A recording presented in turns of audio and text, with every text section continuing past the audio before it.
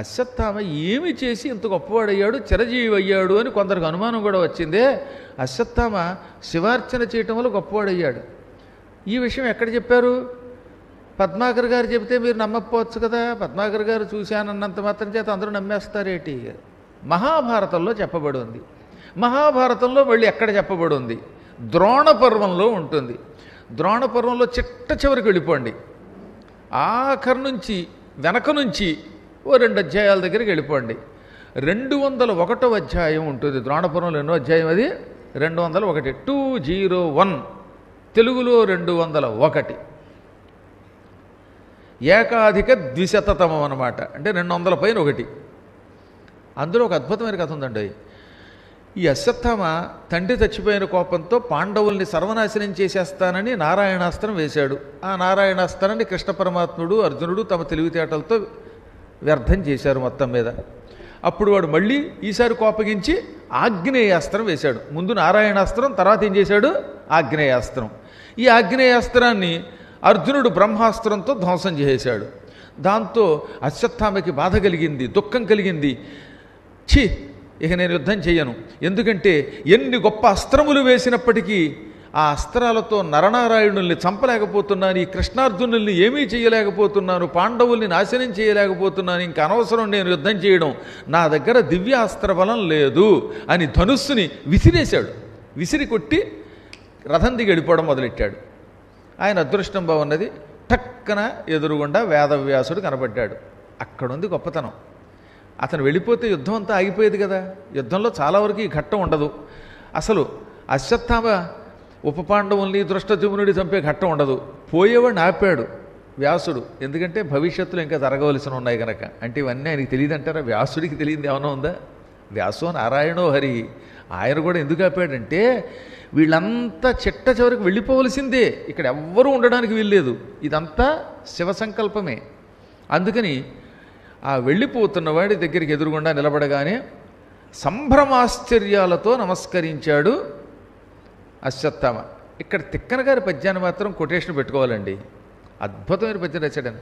సంస్కృత శ్లోకమే, తెలుగులో తిక్కన గారి అనువాదం ఉంటుంది. జిగి తొల్లు కాడగ నేలకు మొగిలేలొక డిగ్గెననగా ముందట దోచం వెగత దురితత్వ భాసుండగు వేదవ్యాసుడం మహాపురుషునకు. అందమైన కందపద్యం అన్నమాట అది. వేదవ్యాసుడు మహాపురుషుడైన అశ్వత్థామ కనబడ్డట. అసలు ఆశ్చర్యం ఏంటంటే అశ్వత్థామని ఆ మహాపురుషుడు అన్నారు. కనపడిన వాడేమో వ్యాసుడు, ఆయన దర్శనం చేసుకున్నవాడు మహాపురుషుడే. అటువంటి వేదవ్యాసుడు ఎలా కనబడ్డట? జిగి తొలుకాడగా నేలకు మొగిలేలకు డిగ్గెననగా. మొగిలు అంటే నల్లని మబ్బు. మబ్బు మెరుపు తీగతో కలిపి భూమికి దిగిందా అన్నట్టుగా ఉన్నట్ట. ఒక మబ్బు ఉంది, అది నల్లగా ఉంది. ఆ మబ్బులో మెరుపు తీగ కూడా ఉంది. మెరుపు తీగతో కలిసి మేఘం భూమికి దిగినట్టుంది. అంటే వ్యాసుడు నీలంగా ఉంటాడు. కృష్ణుడు, అర్జునుడు, వ్యాసుడు ముగ్గురు కూడా నీలంగా ఉంటారు. నీలంగా ఉన్న వ్యాసుడికి జటాజూటాలు ఎలా ఉన్నాయి? నెత్తిమీద తల వెంట్రుకలు ఎర్ర రంగులో ఉంటాయి, తామ్రవర్ణంలో ఉంటారు. రాగి ఎలా ఉంటుందో అలా ఉంటుంది. అందువల్ల ఏమైందిట? తల వెంట్రుకలేమో రాగి రంగులో ఉన్నాయి, ఆయన శరీరం నీలంగా ఉంది. నీలంగా ఉన్న ఆయన మేఘంలో ఉన్నట్ట, నెత్తి మీద తల వెంట్రుకలు వెరుపు తీగల్లో ఉన్నాయట. ఎంత అద్భుతమైన ఉపమానం అంటే అసలు అది.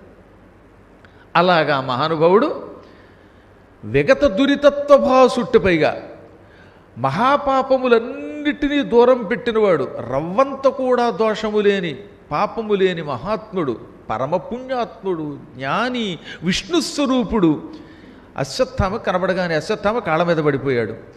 మహాత్మా, సమయానికి వచ్చావు, నాలో ఉన్నటువంటి అశాంతిని తొలగించడానికి నువ్వే వచ్చావు, నీకు నమస్కరిస్తున్నాను. నేను అస్త్రశస్త్రాలు నేర్చుకున్నాను మా నాన్న దగ్గర, కానీ ఏమి లాభం? నా నారాయణాస్త్రం, నేను వేసిన ఆగ్నేయాస్త్రం ఇవేవి మనుష్యులైన కృష్ణార్జునుల్ని దహించలేకపోయాయి. అందుకే నాకు బాధ కలిగి యుద్ధం మానేసిపోతున్నాను అనగానే అప్పుడు ఆయన నవ్వి, ఓ అరిపిచ్చాడా, నీకు ఇంకా జ్ఞానోదయం కలగలేదు. మీ పూర్వజన్మ రహస్యాలు తెలియకపోవటం వల్ల నువ్వు అనవసరంగా కృష్ణార్జునుడిని మనుషులు అనుకుంటున్నావు, వాళ్ళెవరో నువ్వెవరో కూడా చెబుతున్నాం విను అని 201 అధ్యాయంలో ద్రోణపర్వంలో సంస్కృతంలో కూడా వ్యాసుడు మనకు అందించిందని మీకు అందిస్తున్నాను. కృష్ణార్జునులు నరనారాయణులు, విష్ణువు నరుడు నారాయణుడు అనే పేరుతో 2 రూపాలు ధరించాడు. వాళ్ళిద్దరూ హిమాలయ పర్వతాల్లో 61,000 సంవత్సరాలు తపస్సు చేశారట శివుడి కోసం. అంటే ఆలోచించండి ఎంత తపస్సు చేశారో పూర్వకాలంలో, సృష్టి ఆరంభంలో. అన్నాళ్ళు శిశిర పర్వతం అంటే హిమాలయ పర్వతం ఉండవు. బదరీ అని ఉంది కదా ఇప్పుడు, అక్కడ నారాయణుడి గుడి లేదు, బదరీ నారాయణుడు. ఆ బదరీ విశాలుడి ఉన్నటువంటి ప్రాంతంలోనే వాళ్ళు తపస్సు చేశారు. అందుకే అక్కడ గుడి కట్టాం. అక్కడ అన్ని వేల సంవత్సరాలు తపస్సు చేశారట. ఆ తపస్సు చేస్తున్నప్పుడు వాళ్ళు ఏం చేశారు? శివుడి యొక్క లింగమును ప్రతిష్ఠించి తపస్సు చేశారు. శివుణ్ణి చక్కని లింగ రూపంలోకి మార్చుకుని ఒక లింగాన్ని తయారు చేసుకుని, సైకత లింగం అని పెద్దలు చెప్పారు. అక్కడ లింగం అన్నాడు కానీ భారతంలో అది సైకత లింగమో ఇంకోటో చెప్పల. కానీ ఈ సేతుఖండంలో మాత్రం సైకత లింగం అన్నారు. ఏమైతే మనకు వచ్చిన నష్టం ఉంది? శివుడి యొక్క లింగాన్ని అక్కడ పెట్టుకుని అర్చన చేశారు. అప్పుడు అశ్వత్థామ ఒక ఋషి, అతడు కూడా సామాన్యుడు కాదంటే మహా తపస్యాలి. వీళ్ళేమో శివలింగాన్ని అర్చన చేస్తుంటే అక్కడే దగ్గరలోనే ఆయన కూడా ఆశ్రమం కట్టుకున్నాడు. ఆయన శివుడి విగ్రహం తయారు చేసుకుని అర్చించాట. పోటీ, నేనో ఛానల్ పెడితే మీరో ఛానల్. అలాగే వీళ్ళు తపస్సు చేశారు, ఆయన తపస్సు చేశాడు. దీనికి ప్రమాణం ఏంటంటే ఇదో 201 అధ్యాయం మొత్తం చదవలేకపోయినా 90వ శ్లోకం చదవండి. శుభ్రమత్ర భవాన్ కృత్వా మహాపురుష విగ్రహం ఈ జీవాన్ స్త్వం జపైః హోమైః ఉపహారైశ్చ మానదా.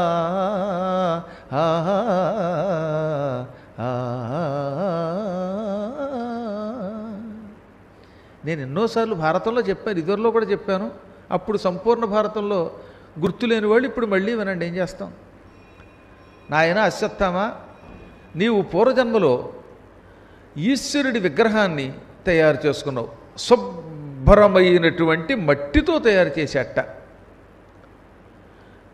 అందుకే మళ్ళీ మనబోటివాడికి సంస్కృతం అర్థం కాదేమోనని తెలుగులో తిక్కన గారు బాగా అనువాదం చేశాడు. ఇక్కడ ఏమన్నాడు? శుభ్రమత్ర భవాన్ కృత్వ మహాపురుష విగ్రహం.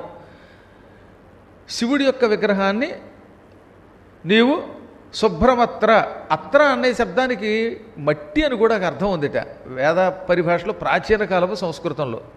అందువల్ల చక్కని మట్టితో తయారు చేసావు. కానీ ఎందుకో తాత్పర్యం రాసిన వాళ్ళు చక్కని శివుడి విగ్రహం రాసి వదిలేస్తున్నారు.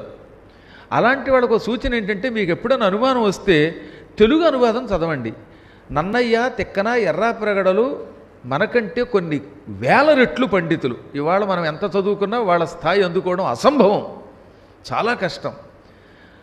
తిక్కన గారు అనువాదం ఎందుకంటే వాడు శివుణ్ణి చూసి రాసిన వాళ్ళు హరిహరనాథుడిని చూసి రాసిన మహానుభావుడు ఆయన. నన్నయ్య గారు త్రిమూర్తులను చూసి రాశాడు. ఎర్రాప్రగడ గారు సాక్షాత్తు శివుణ్ణి ప్రత్యేకంగా అర్చన చేసి రాసినటువంటి వాళ్ళు. ఆ మహానుభావులు ముగ్గురే.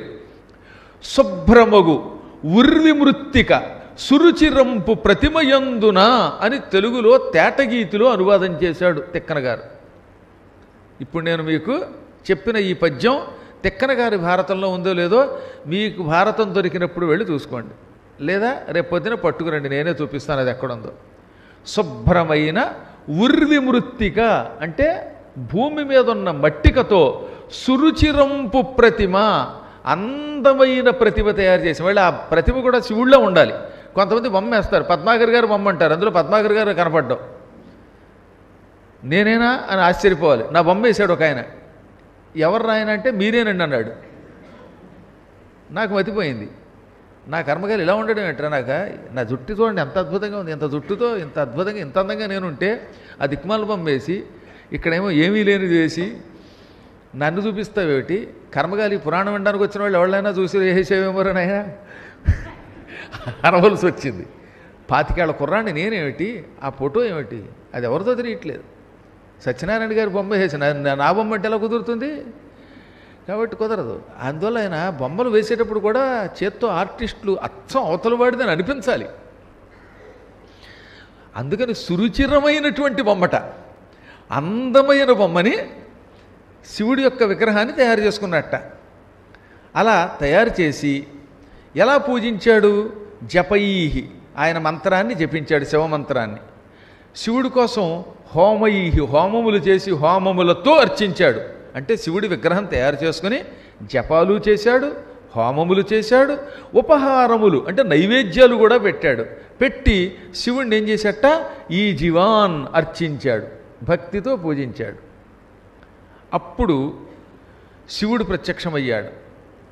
నాయన, నీకు ఏం కావాలో ఆ కోరికలు తీరుస్తున్నాను, శుభం పొందుతావు, నీవు అనేకములైన శుభములు పొందుతావు, నువ్వు కోరుకున్నవి పొందుతావు అన్నాడు. కాకపోతే ఆయన ఏం కోరుకున్నాడో తెలియదు. బహుశా నా అనుమానం ఆ శివుడు వరాలు ఇచ్చినప్పుడు ఎక్కువ కాలం బతకాలని కోరుకుని ఉంటాడు. అందుకే అశ్వత్థామగా పుట్టినప్పుడు ఎక్కువ కాలం బతికాడేమో. కానీ కోరిన వరాలు ఇచ్చాడు శివుడు. కానీ వాళ్ళు ఏం చేశారు? వాళ్ళు తాభ్యాం లింగే అర్చితో దేవ, వాళ్ళు శివలింగమును తయారు చేసుకున్నారు. నువ్వేమో విగ్రహ రూపంలో శివుడిని పూజిస్తే వాళ్ళు ఏం చేశారు? లింగ రూపంలో పూజించారు. మీ ఇద్దరికీ తేడా అదే. అందుకనే తెలుగులో తిక్కనగా అనువాదం చేస్తూ తాభ్యాం లింగేర్చితో దేవ అంటే వారులు లింగాధిష్టానారూఢులుగా నొనర్చి అర్చించిది భవ్యారాధన తత్పరమతులై గౌరీపతి నతుల నియమ కల్పన వెలయన్ అని అక్కడ కందపద్యంలో అంత అందంగా రాశాడు ఆయన. వారలు లింగాధిష్టానారూఢులుగా నొనర్చి అర్చిల్చిరి భవ్యారాధన తత్పరమతులై గౌరీపతి నతుల నియమ కల్పన వెలయన్. వాళ్ళిద్దరూ అంటే నరనారాయణులు ఆనాడు హిమాలయ పర్వతాల్లో శివుడి యొక్క లింగం తయారు చేసి ఆ లింగములోకి శివుణ్ణి ఆవాహన చేసి అత్యంత భక్తి శ్రద్ధలతో అర్చన చేశారు. నరనారాయణులు గొప్పవారే, నువ్వు గొప్పవాడివే. ఎవరు ఈ మాట అన్నది? వ్యాసుడు అంటున్నాడు. పద్మాకర్ గారు అనలేదు సుమా. ఎందులో అన్నాడు? 92వ శ్లోకంలో. ఏ అధ్యాయంలో? 201వ అధ్యాయంలో. జన్మకర్మ తపోయోగా తయోస్తవచ పుష్కలాహ. నాయన, జన్మలో మీరు గొప్పవాళ్ళే. అంటే వాళ్ళ జన్మ గొప్పదే, నీ జన్మ గొప్పదే. నువ్వు మంచి జన్మ ఎత్తావు, వాళ్ళు మంచి పుట్టుకే పుట్టారు. వాళ్ళది తపస్సు గొప్పదే, నీదు తపస్సు గొప్పదే. వాళ్ళది యోగం గొప్పదే, నీవు యోగం గొప్పగానే చేశావు. మీ ఇద్దరికీ కూడా అనగా ఇటు నరనారాయణులకి ఇటు నీకు కూడా పుష్కలాహ పుష్కలముగా ఉన్నాయి. జన్మములో, తపస్సులో, యోగములో మీ అందరికీ శక్తులు చాలా ఉన్నాయి, సమృద్ధిగా ఉన్నాయి. దీన్ని బట్టి అశ్వత్థామ కూడా గొప్ప జన్మ ఎత్తినవాడే, తపస్సు చేసినవాడే, హోమములు చేసినవాడే. ఏది? పూర్వజన్మలో. మీరందరూ పుష్కలముగా అనేకములైన శుభములు పొందిన వాళ్ళే, మంచి పుట్టుకు పుట్టిన వాళ్ళే, మహాతపస్సులు చేసిన వాళ్ళే, యోగాభ్యాసం చేసిన వాళ్ళే. కాకపోతే తేడా ఎక్కడొచ్చింది అంటే తాభ్యాం లింగే అర్చితో దేవ. శివుడు లింగ రూపంలో వారి చేత అర్చింపబడ్డాడు. త్వయా అర్చాయాం యుగే యుగే, నీ చేత విగ్రహారాధన చెయ్యబడింది. ఎప్పుడు? యుగే యుగేట, ప్రతి యుగమునందు. అంటే కేవలం ఒక కృతయుగం కాదండోయ్. కృతయుగంలో, త్రేతాయుగంలో, ద్వాపర యుగంలో అనే తేడా లేకుండా ఎన్నో యుగములలో ప్రతి యుగమునందు, యుగే యుగే అంటే ప్రతి యుగమునందు కూడా నువ్వు అర్చన చేసావు శివుణ్ణి, వాళ్ళు అర్చన చేశాడు. ఇంత చేదస్తంగా నొక్కి చెబుతున్నాను మీకు, మళ్ళీ అనుమానం లేకుండా. అశ్వత్థామలో ఉన్న శక్తి మీకు తెలియాలంటే ప్రతి పదం విడదీసి ఎందుకు చెబుతున్నానంటే ప్రతి యుగమునందు అశ్వత్థామ అర్చన చేశాడు. వాళ్ళ మీద పోటీతో వాళ్ళు అర్చన చేశారు. కానీ వాళ్ళు శివుణ్ణి లింగ రూపంలో అర్చించారు. ప్రతి యుగంలో ఈయన విగ్రహారాధన చేశాడు. ఏ విధంగా చేసినా విగ్రహారాధన కంటే శివలింగార్చన కొన్ని రెట్లు, కోట్లు రెట్లు ఎక్కువ ఫలితమిస్తుంది. అందువల్ల శివుడు ఏం చేశాడు? నీకేమో కొన్ని వరాలు ఇచ్చాడు, కానీ వాళ్ళతో ఏమన్నాడో తెలుసా? నాయనలారా, మీకు నేను వరాలు ఇస్తున్నాను. నారాయణ యుద్ధం జరిగితే యుద్ధంలో నన్ను మించిపోతా, నన్ను కూడా జయిస్తావు, నాకంటే నువ్వు అధికుడివి అవుతావు, నీకే ఎక్కువ పూజలు ఉంటాయి, నీకు పేరు వస్తుందని వరం ఇచ్చాడు. కాబట్టే ఎప్పుడైనా పొరపాటున వాళ్ళకి సరదా కోసం యుద్ధం జరిగితే ఆ యుద్ధంలో కావాలని విష్ణువు చేతిలో శివుడు ఓడిపోతున్నాడు. ఏమండి, మీకు ఎప్పుడైనా ఒక అనుమానం రావద్దా? శివుడు అంతటి వాడు కిరాతక రూపంలో వచ్చి అర్జునుడి చేత ఓడిపోవడం ఏంటి? అర్జునుడి చేతిలో ఎందుకు ఓడిపోయాడు? యుద్ధం చేసి వరాలు ఎందుకు ఇచ్చాడు? ఇదిగో పూర్వజన్మలో నీ చేతిలో కావాలంటే ఓడిపోతానని వరం ఇచ్చాడు కనుక ఓడిపోయాడు తప్ప, లేకపోతే శివుడిని ఎవడన్నా ఓడించగలడా? నరనారాయణుడితో చెప్పాడు ఆయన, పొరపాటున ఏ కారణము చేతనైనా ఏ దిక్కుమాలిన మనుషుల కోసమో లేక రాక్షసుల కోసమో మనం పరస్పర యుద్ధం చేయవలసి వస్తే మీ చేతిలో నేను ఓడిపోతాను అన్నాడు ఆయన. మాకంటే మీరు అధికులు ఉదురుగాక అని వరం ఇచ్చాడు. ఇదంతా ఆ 201 అధ్యాయంలోనే ఉంటుంది. ఇప్పుడు నీకు అర్థమైందా? సర్వభూతభవం జ్ఞాత్వా లింగమర్చతి యః ప్రభోః తస్మిన్ అభ్యధికాం ప్రీతిం కరోతి వృషభధ్వజః. లింగము అంటే సర్వప్రాణులకు, అన్ని భూతములకు ఉత్పత్తి స్థానం. లింగం అనే శబ్దము సర్వప్రాణులకి ఆవిర్భవ స్థానం అని కూడా ఒక అర్థం.